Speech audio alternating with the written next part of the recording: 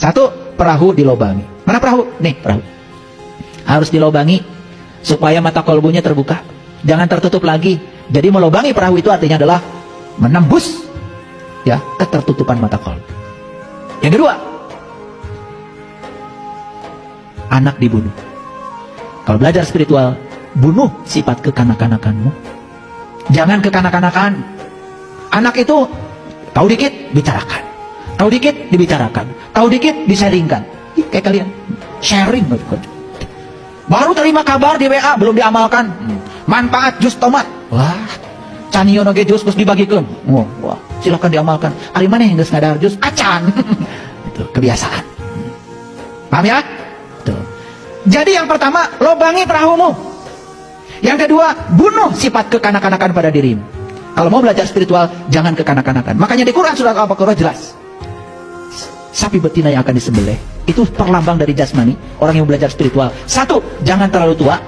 Dua, jangan terlalu muda. Terlalu tua, gak nyambung. Terlalu muda, kekanak-kanakan. Cocok dengan Quran. Nah, makanya kalau kita tahu peta Quran 30 juz, wih, keren Quran tuh, nyambung semuanya. Maaf ya, saya baca Quran tuh sudah ribuan kali.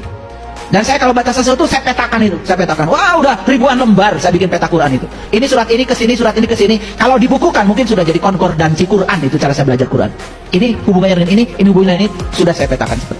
Makanya saya kalau udah bicara Quran, gak tahan di sini pengen nangis. Kenapa? Kalau saya lihat Quran tuh isinya aduh luar biasa. Dan yang saya lihat, potret umat sekarang ini kok berbeda dengan yang saya baca dalam Al-Quran. Yang ketiga, dinding roboh didirikan. Bukan dinding itu yang roboh, dindingnya anak yatim. Karena situ ada harta karun buat anak yatim. Anak yatim itu adalah jiwa kita yang tidak pernah dilahirkan. Jadi yang yatim itu adalah yang tidak ada ibunya, tidak ada bapaknya. Tubuh jasmani semua ada ibu bapaknya, tetapi tubuh spiritual gak ada ibunya, ada bapaknya. Ditiupkan langsung oleh Allah. Itu yang yatim. Jadi yatim itu hakikatnya adalah jiwa kita. Jiwa kita itu harus ketemu harta karunnya. Harta karun jiwa kita adalah Allah. Dan dinding yang roboh itu berarti dinding iman kita yang selama ini sudah roboh. Maka iman kita harus ditegakkan agar harta karun anak yatim itu akan dimanfaatkan oleh sang yatim yang ada dalam diri kita. Terjawab sekarang judul ini? Jangan melewati eskalator, harus melewati anak tangga. Jadi belajar spiritual perlu kesabaran, perlu waktu. Izinkan seorang pembimbing untuk memberikan pengalaman-pengalaman langsung. Sabar, sabar. Dan Khidir berkata, bukankah aku telah berkata kepadamu, sesungguhnya kamu sekali-kali tidak akan sabar. Diajar jeung urang mah. Karena kalau di syariat semua sabar dijelaskan. Di hakikat itu tidak begitu. Di hakikat itu diajarkan cara untuk mengalaminya. Setelah dialami nanti kamu yang akan menjelaskan sendiri. Itu namanya discovery learning. Itu pembelajaran tingkat tinggi. Jadi Khidir berkata, bukankah aku telah berkata, sesungguhnya kamu sekali-kali tidak akan sabar bersamaku. Karena metode belajar spiritual itu harus dialami. Beda dengan metode belajar ilmu syariat. Dijelaskan, jelaskan, jelaskan. Walaupun tidak dialami, yang penting sudah dijelaskan. Ada terminologi yang berbeda. Paham? Nah, mana? Mau saya jelaskan Allah atau mengalami Allah? Mau saya jelaskan jeruk atau sekarang saya bagi jeruk? Musa berkata, janganlah kamu menghukum aku karena kelupaanku, dan janganlah kamu membanding aku dengan sesuatu kesulitan dalam urusanku. Wah, dia yang salah, dia sendiri yang menghukum saya. Gitu dah, biasa. Ini mentaliti orang-orang yang mau belajar spiritual tapi belum siap. Ketika ditegur sedikit aja, hilang. Maka berjalanlah keduanya. Tadi baru melobangi perahu ya. Berjalan keduanya. Hingga tatkala keduanya berjumpa dengan seorang anak, maka Khidir membunuhnya. Musa berkata, mengapa kamu membunuh jiwa yang bersih? Bukankah karena dia membunuh orang lain? Sesungguhnya kamu telah melakukan sesuatu yang mungkar. Iya kak guru. Itu sopan bisa. Betul nggak? Gurunya dibilang mungkar coba aja. Aduh, yang kayak gini, model-model kayak gini belajar spiritual, lengit. Nggak akan.